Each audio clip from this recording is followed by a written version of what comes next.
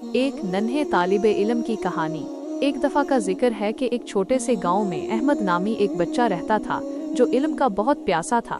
वो रोजाना सुबह सवेरे उठकर मस्जिद जाता और वहाँ इमाम साहब से कुरान और दीन की बातें सीखता। अहमद का दिल चाहता था कि वो बहुत बड़ा आलिम बने और लोगों को सही रास्ता दिखाए।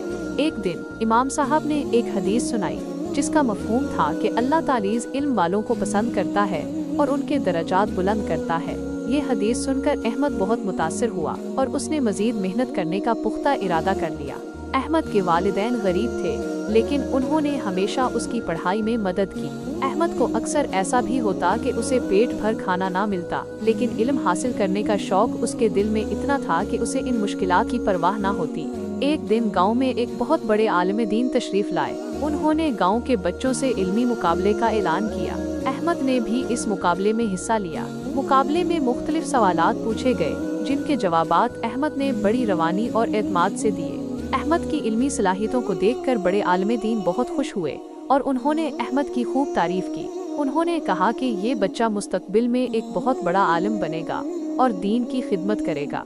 इस वाक़े के बाद अहमद का हौसला मजीद बढ़ गया और उसने अपनी पढ़ाई जारी रखी। कई सालों बाद अहमद वाकई एक बहुत बड़ा आलिम दीन बना और उसने अपनी जिंदगी अल्लाह के लोग दूर दूर से उसके पास इल्म हासिल करने आते और वो उन्हें दीन की सही राह दिखाता।